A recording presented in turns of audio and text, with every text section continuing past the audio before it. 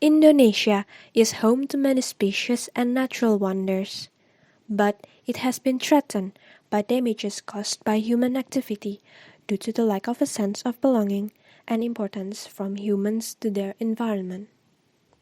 We believe that through education and literature, we can open a dialogue to raise children's awareness. Therefore, in this curation, we want to help adults find children's literature that could help in discussing biodiversity and ecology. We have set some criteria that help us make the book curation. The first criteria is accessibility. We want our curation to be accessible for everyone, regardless of where they are and what background they come from. Therefore, we choose online Indonesian children's book platforms such as Let's Read, Room to Read, and CB. We also choose some physical books from various publishers that are easily accessible because of their facility, affordability, and distribution. The second criteria is quality. Good quality is a must because it brings children's excitement in reading and enjoying the stories, which subsequently also have the potential for our third criteria, action provoking. From discussion, bookish play, to social action, we want our curation helps children get to know their environments better and bring about actions in a fun way. Last but not least, the book in our curation should bring diversity of stories, from theme, character, as well as culture and language it uses. In this curation, there are 13 stories about various animals from various parts of Indonesia. You can scan this QR code to explore our interactive curation map with us. Are you ready? Let's embark on this journey together. First, let's go to Sumatra. The first story is from Seaweed Island, Sumatra. This story tells us about Bilou, who go on a journey to find medicines which could help cure his family by following the guidance from his father. However, he faced difficulties in finding them because the forest has changed. Bilou's journey highlights the importance of natural habitat and endemic plants in Seaweed Island. The second story is about Bujang, a boy from Kubu tribe, a secluded tribe in Jambi, Sumatra. The tribe experienced food scarcity due to deforestation, so they must find a new place to live. Even though they already used to move from place to place, Bujang felt really sad and raged about his destroyed home. In the story, Bujang and his dog bravely defend their home against the builders who destroy it. The story invites the child reader to engage emotionally with Bujang's feeling and serve as a window to learn about the life of a secluded tribe in Indonesia. The next story comes from Lampung, located in southern part of Sumatra Island. It tells us about Ke, an elephant who tries to run away after receiving hard treatment and forced to work in his previous home. Along the way, he met many people and encountered many challenges. This story displays various emotions of Ge with a stunning illustration that may make reader feel the empathy towards Ge. It also shows children's agency in taking action to protect elephants in their natural habitat. The last story from Sumatra comes from Belitung Islands. This story is about a girl named Berli whose family owned a snack factory named Seaweed Pilus. Her family business is worrisome because the seaweed harvest in her area was decreasing. Her curiosities leads her to learn more about the sea, seaweed, and how to protect them through a small act, such as posting a campaign in social media. However, her best friend Rasi threw her anger towards Berli as Rasi felt offended by Berli's post. It's because Rasi's father is a worker in mining company, which Berli assumed as one of the cause of environmental problem in the area. This story emphasizes a conflict within friendship and shows children's agency to protect their environment through a social act. Now, let us move to Java Island. The first story from Java comes from West Java. Tenang Tigi or Calm Down Tigi is a story about Tigi, a Javan leopard who had to experience loss and grief due to the death of Bubu, his sibling. Bubu got shot by local villagers after they ate the local villagers' livestock due to starvation.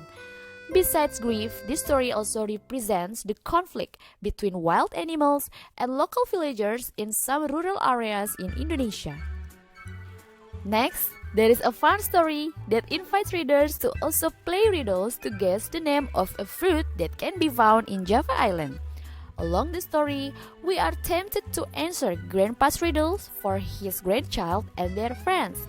As they tried to find the answer, they explored and learned different kinds of fruits in Indonesia.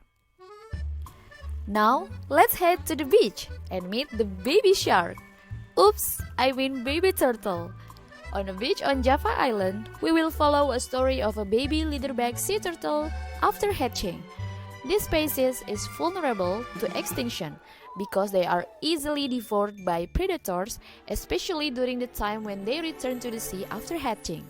The story follows their struggle to survive and shows how human intervention can help them survive and reach the sea safely. The next island we want to visit is Kalimantan. In this story, we will follow Maui in solving a case of disappearing fruits from their traditional floating market in Barito River. His attempts to find the real culprit who stole the fruits led him to meet two babies orangutan whose mother just passed away after got shot by an unresponsible hunter. Maui voluntarily tried to help them by sending them to an orangutan conservation site. Now, let's visit this island. You must have heard a lot about this island. Yes, it is Bali. We have a story of a unique fish species called the sunfish, named Mola, who had to leave her house because it was destroyed by the ship traffic. Mola decided to relax after finding a new home. However, there were some divers that invaded her new home.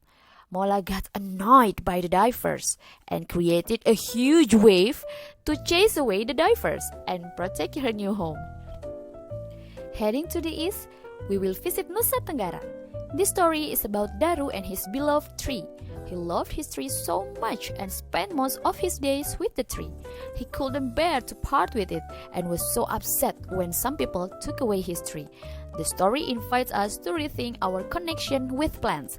While many stories convey themes about humans' relationship with animals, Daru's story makes us ponder on how we value plants in our lives. Now let's move on to Sulawesi. This story tells us about two friends, Umin and Baim, who were searching for food at the beach as they starved after playing for hours. However, they couldn't find anything except a big clam called kima, which is an endangered species. This led them to a dilemma between fulfilling their hunger and their obligation to protect the kima, as what Umin's grandfather always reminded them. This story portrays common environmental problems that often caused by humans through the eyes of children. It also highlights about honesty and children's responsibility to fix their mistake after harming the environment. Last story from Sulawesi takes us to Ole, a curious kulakan fish who wants to see Cantrang, a mysterious monster that threatens their lives and their home. His curiosity led him to embark on an adventurous journey.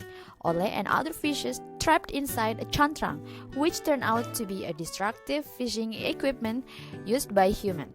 This story highlights the danger of destructive fishing method and the urgency to practice sustainable fishing.